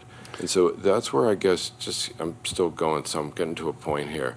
At the very entry of this project, at the very street corner, I see a couple of things. This canopy up above and something very, very low here. Great beginnings to a great looking sign with some organic elements and just a very natural appearance to the signage and lighting. I think that's off to a great start. Then so I'm not that attracted to come into this place just based on the landscape yet, at the very street corner and the main entry to your project. And then as I head down the avenue here, there's questions. It just feels a bit underdeveloped. If you haven't decided that fence and that wall needs painting, I'm just mind blown by that. Like, why isn't that decision already made to really improve this project and draw people down that avenue and really have that landscaping complete? To me, this is a landscape project, and so I would think you're drawing people into this by the sheer beauty of the landscape all along that street there, on both sides, whatever you can on your property line on the north side of that road. And then you get to the front entry, and to me, there is an implied hierarchy there. Like, this is the main entrance, it's this size. And then there's this secondary entrance, and then you have to go kind of back and around the corner to get to a more private club or VIP area. And And it almost feels like the opposite occurred in the thinking about the architecture and potentially even the landscape at that front entry, where on that 3D rendering slide we just looked at, looked like there's this concrete jungle and a painted existing facade at the main entry, and then it gets a little nicer as you go over to the private area. So go ahead. That was my main place where I was going with. Can I start? No, let me start. Thanks. Well, yeah, no, thank you for your comments. And earlier, I was just trying not to interrupt, Okay. you know, when the fence thing came up. Of course, we're going to paint the fence. You know, I don't know if that was unclear or not, you know. There's so many details here taking this park. And if you look at the baseline of what we have today, we thought that we were, you know, hitting maybe close to the outer edge of the bullseye as far as what would be good to propose to revamp the park. So, yeah, to think we're not going to paint the fence, you know, yes, we'll paint the fence. So I want to make sure that's clear on the record and so forth. And as far as the entrance, it is kind of an equal entryway, because, you know, right now it's just into the water park, into Wet and Wild. And we are having three elements. So we do see three entrances. It's going to relate to our operations, to our security, to our control of entrance, to the experience people have when they want to come. You don't have to go to the water park or to the surf club just to go to the restaurant. You can go to the water park without being part of the surf club. You can go to one and go to all three if you get the proper banding and so forth. So we really didn't see the hierarchy thing, but it's an interesting point you're raising, but that's the context to how we designed it. As far as your comments on the medium mesoscale landscaping canopy height and so forth for the entry, if there's a specific recommendation tree you'd like to see in size, we'd be willing to work that out with staff. We're not completely frozen. We understand with the focus on building material and landscaping that we're here to secure hopefully your approval and your recommendation. We'll work out all those details happily with staff. The other thing I would say is that we do have a planning commission approval that says after about 6 months of operation, we're supposed to go back to the planning commission with the report hand in hand with staff to look at a variety of things, from our operations to a whole host of things.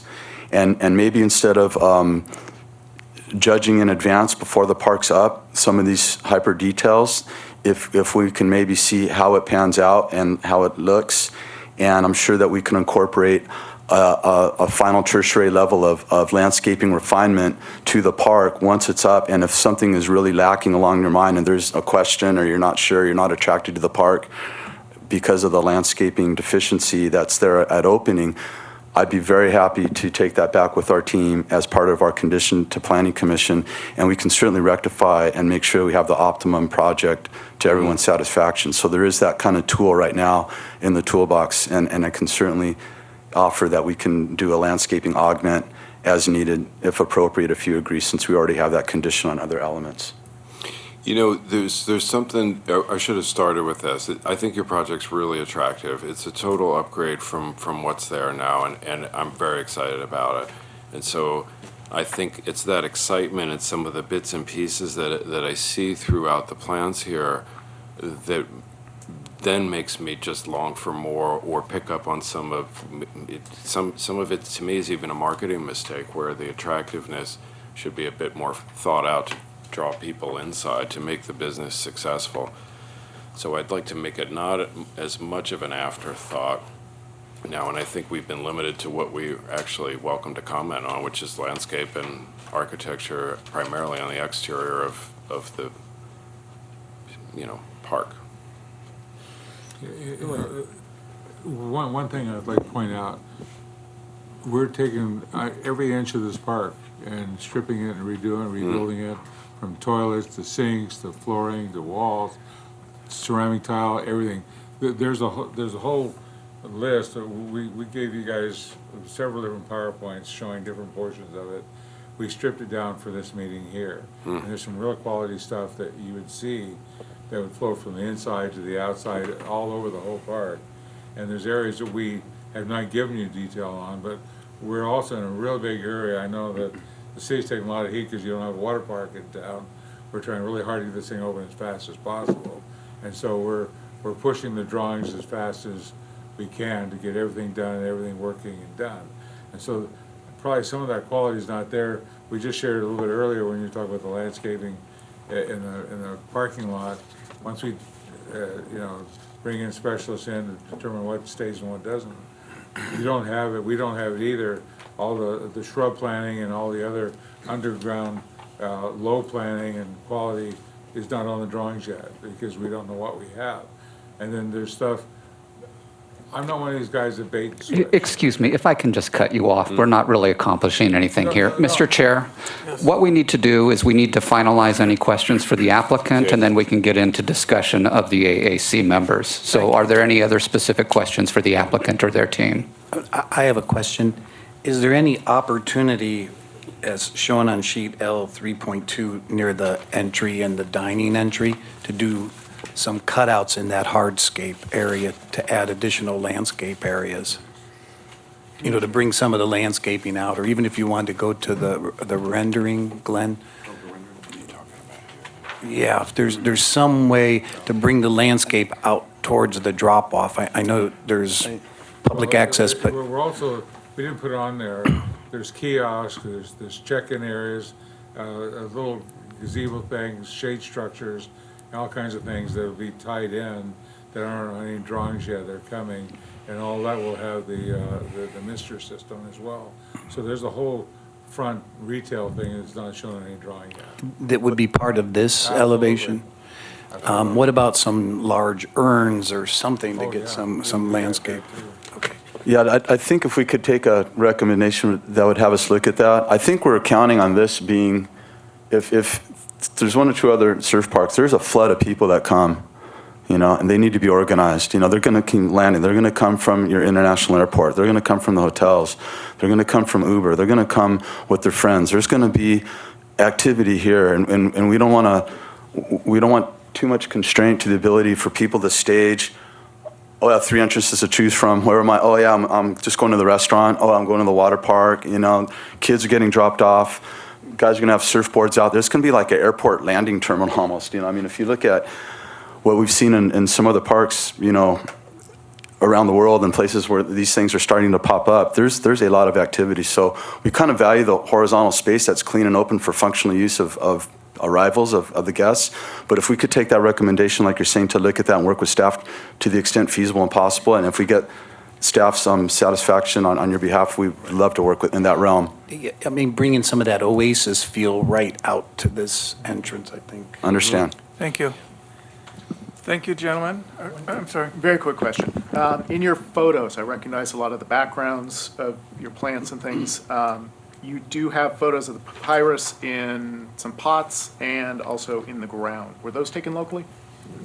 No, these were not taken locally, but a lot of the sub-shrubs that Sean was talking about and basically the color is not shown on these plans. I'm going to go planter by planter, and each one is going to have a developed planting scheme that someone can check. That would be in the working drawings. At this point, it isn't on the plan, and so I understand your reticence and you're missing it. It just hasn't got there yet, and that includes pots and urns and some of the details that haven't been shown at this point. Okay, thanks. Yeah, I'd just like to say we are here to take any specific recommendations that you would like to see imparted on here. So we're kind of neutral. We showed enough concept to go to Planning Commission. We understand this a little more detail. We're willing to take any detailed comments, incorporate them into the landscape plan. So don't feel we're hesitant to take those kind of suggestions. They all kind of make sense. The context is kind of a moving target. We're trying to get our permits. We're trying to do existing construction, but anything that would, complete your thought that we could take, we're very happy to take it. So that's my final comment. Okay, thank you. If you gentlemen could sit back in the audience area. Thank you. I'm sure you'll hear some comments and suggestions as we discuss the project.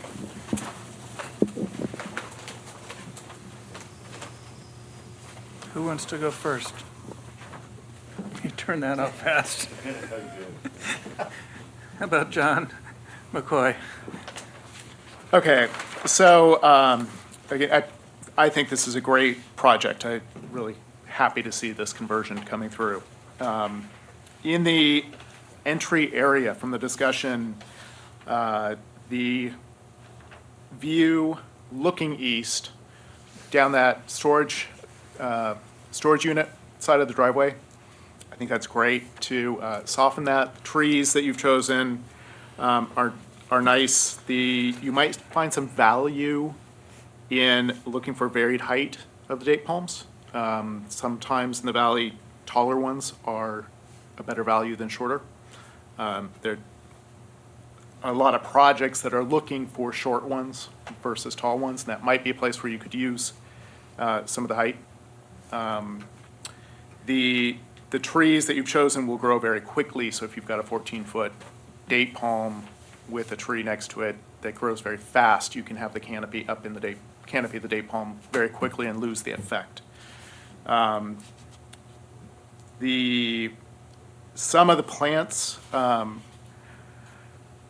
things like the reason I asked the questions about the papyrus, you've also got foxtail agave and a few plants that really, they will grow out here, but they won't necessarily thrive in the sun that we get. It's very dry and different climate than their native locations. So especially right out in front where you've got your sign, when late afternoon, there's no shade. That sun is coming from the west, and that's going to be a hot spot. So I would recommend watch what you put out there. What you're speccing is, a lot of it is very interesting. Tree aloes, again, sometimes in the full sun, they don't thrive. Coming back into your entry area, I've been there as the existing water park when it's been crowded. I think walking down that driveway, some of the turf that has been installed is probably a stopgap measure of the current park where things got trampled. That was an easy way to soften, to fill in with something cool and soft. Going back to the actual physical walkway entry areas, I understand what you're saying about needing the surface space, but you also said shoes melt and things, perhaps some shade, canopy area in there.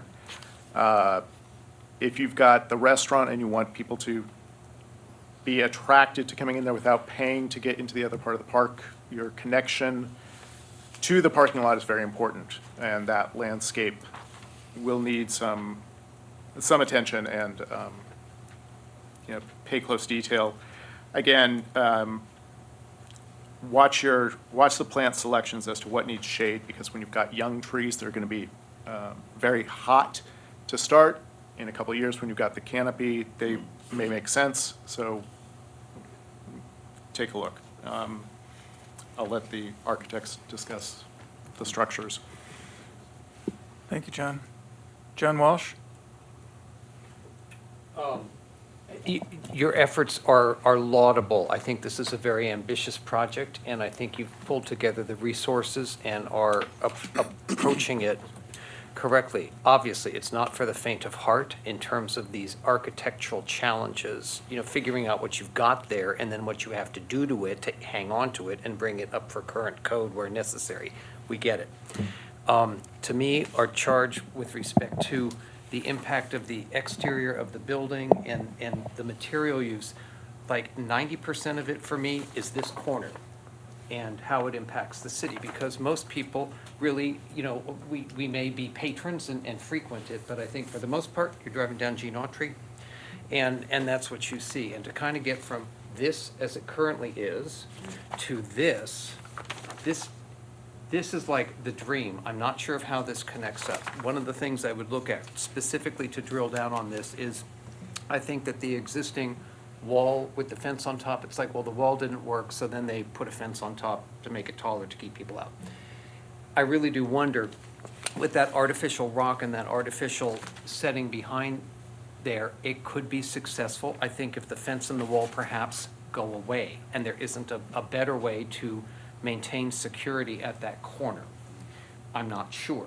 it would have to be looked at. But I think that that fence and that wall are not resurrectable to look good and to look in the character of where you want this thing to go. And that corner, to me, is like the most important thing to get successfully right and speak to the quality of the project, what's going on there, cultivate some interest, et cetera. And then, of course, your like view down access drive, entry drive is what you call it. And the monumental palms and all that, that all seems to work fine, but it's like the corner, the monument, the signage, the view of the mountain there that needs to fully come together, and it's not. This does not flesh it out correctly. And other than that, it's just a small thing, but as I look at some of the building detailing, the thing that I would worry about is the use of wood in the heat. And those look to be relatively small trellis members, and we know what happens.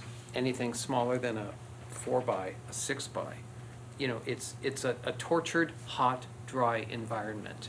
And I'm not quite sure, but what that might need to be looked at and possibly replaced with metal lath or something that does the same job, but just isn't going to, it's going to fare better. There you go. That's it. Thank you. Tom? I concur with Member McCoy's comments on review of the plant palette. I think a specific recommendation would be to increase or actually decrease the spacing, add some additional date palms to create that entry drive. They have room on the north side there. They look like they're spaced quite far. I would like to see some additional palms on the north side. And then have the applicant review the opportunity of enhancing the landscape at the main park entry and dining entry areas. Thank you. Steve? I don't want to be redundant, but I do love the project. I think it's going to be a great change to what was there. I agree with a lot of the comments that have already been made. I think the entry drive is really, really key, especially on the storage side and how you address that to mitigate the disgusting nature of that wall. And then I think on the front, I'm comfortable with the material palette overall. I do agree with the wood. I think just validating that you're picking the right, and maybe you could look at some of the engineered wood product instead of the traditional wood that would fare better. And then I agree with I understand the idea for the drop-off at the main entrance, but I do think it feels a little stark. So I think some planting cutouts on either side of it maybe, or a couple palms to the side of each entrance might be a little bit more inviting. That's my comment. Sean? So, similar comments as I was getting into with the folks up here. I think the plant palette's off to a good start. I would explore some other materials and some yuccas and maybe even different boulders, or really looking at what existing boulders are there, or rock and the treatment along the street corner there, the main public address there at the corner and along that street. So I'd like to see some further plant palette development, but not too much further from what's here today. Glenn, can I ask you one question? Can you go to that slide that shows the look east down that driveway access road, the photograph? That one. Yeah. Quick question for staff. On the plan, it appears that the property line is north of that sidewalk.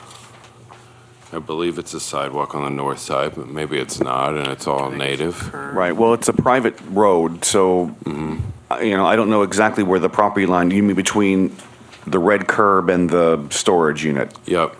I'd have to look and see exactly where it is. I think on their plans, it may be only a 5-foot wide strip. It's not very wide, but I'd have to look. What I'm curious about there is how that property owner, where that property line lies on there, because it's obviously not at the curb, it's not at the building structure on the north side of that driveway. Well, I wonder two things: how that developer to the north got away without having any planting at all. It looks like a wasteland there. And now I wonder what these guys are going to do on their side of that property line to enhance that driveway. Otherwise, Right, well, it would be a property maintenance issue that code enforcement would, this is not the first time we've seen these storage places let their landscaping dwindle, let's say. Gotcha. Yeah, you'd be interested to look into that. Right. Otherwise, it falls on them now to enhance that, which it certainly could use to attract you guys down and making this your own driveway, which I believe it is your own, kind of. You're the only guy down there. We only have, I think, it's either 3 or 5 feet, very minimal. Yeah, well, that photo is a bit deceiving. So anyway, I think it's worth looking into. My comments still stand. I think with the next round of landscape, it's a great project. With the next round of landscape drawings and architecture, I'd like to see a bit more development around all 3 front entries, and including the landscape, and maybe cutting into some of the existing hardscape and really making this project more about a beautiful landscape and softening that hard, hot island effect that we know to have out there right now. And so it's a lot of hard on hard. It's hard street right up to hard curb, and then hard sidewalk, hard vertical surfaces of the stucco that I've seen here. And I think there's a lot of opportunity where maybe even cut some islands into that existing hardscape just attached to that curb area to really create some foreground layering of landscape. So right along there, I mean, and I understand the need for, there's going to be a lot of drop-off action going, buses, vans, something. Maybe it's a parking situation or a drop-off area. I just think of some projects like Universal and Disney World and things like that, where there's a lot more thought that goes into the landscape and really softening that effect and getting rid of that sort of hot, desolate, hard on hard surface kind of effect that I see here currently. Thank you. Robert? Don't have anything to add. I concur with the comments that have been made. I'd like to make the comment that it's a little difficult to really approve what we've been looking at. As an example, when we looked at this, 3 different people gave us 3 different answers about what the materials were and how it's detailed. When we look at the landscape plan on the entry drive, we don't really get enough detail of what's going on underneath the trees. And I think John Walsh was spot on about the critical need of that entry sign and entry area to really make a statement that calls out the importance of this project. So I'm thinking that we need to see some more details specifically of the lower level, mid-level landscaping at the entry, along the drive, and then along the, not so much in the parking lot, but along the area between the parking lot and where somebody enters the building. Do we have a motion?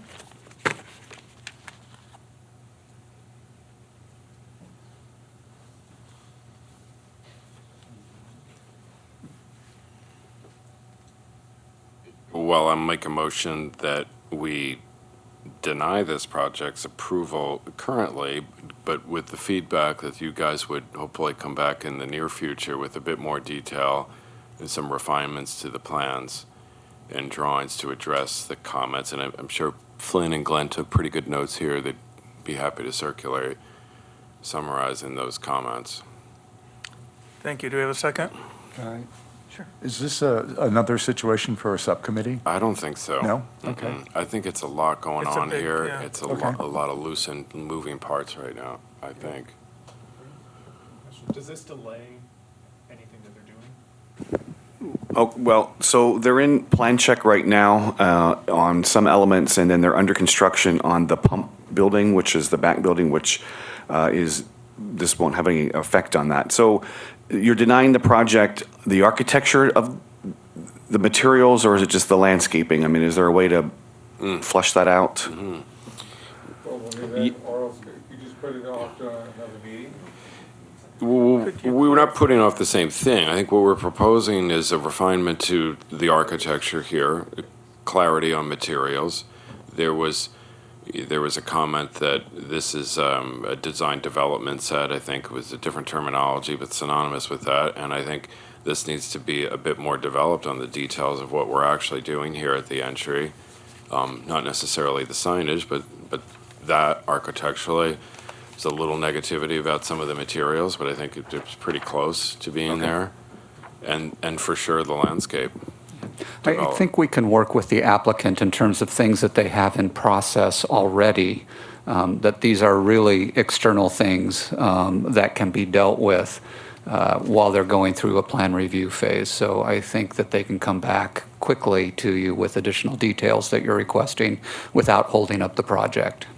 Thank you. That said, do we have a second? I'll second.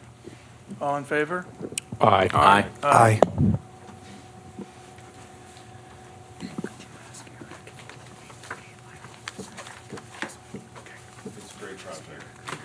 Yeah, thank you so much. The lighting on this is basically wrong. We can only review what we see, that's the problem. We had a heart attack. But let us just give us. I know you'll come back with exactly what we need. Yeah, It's very it's specific. close. It's a lot Don't lighter. think It's not a we're dark close. roof at all. It's if I could show you some images now, but yeah, we will come back with it 100% for you guys. Great. There's a lot of work and thought being put into it. I'm so, sure. yeah, Thank Thanks you. very much for your time. See you later. Okay, do we have any staff comments? No, let's start with committee comments, I guess we do first. Any committee comments? Just real quickly, have Tom, I think it was Tom and Steve, the subcommittee that was meeting with the people on Ramon? I've not heard from anybody on Okay, that, okay. so I'm not sure what's. Any comments from staff? So they haven't given us anything yet. We'll get back in touch with you as soon as they do. Okay. I do have a couple of items just before we close very quickly. First of all, I had mentioned that we were potentially thinking of having a joint meeting with the Planning Commission in December about the Orchid Tree project. We won't need to do that any longer. We'll have that project coming to you during a regular meeting in January instead. So there will not be a second meeting in December. So happy holidays to you all. That's staff's gift to you. You have a copy of the 2020 schedule in front of you in your packets. If you would just put those dates on your personal calendar so that you have them there. And then one of the things I want to announce, there is going to be a slight staffing change starting in January. Mr. David Newell was promoted to principal planner, and with part of that promotion, he will be the principal staff member here at your AAC meeting starting in January. And so he will take over those duties from me, and we wish him well with that. I will still come to AAC from time to time on major projects, so don't worry. We'll stay close in touch. And then just a final reminder, you've all RSVP'd to me, I think, on the holiday party this Friday, so we look forward to seeing you there. And again, thank you for all that you do. We do appreciate all the work that you as volunteers give to the city. So again, thank you very much. And I want to thank you, Flynn, for being a great coordinator for us. I'm still here.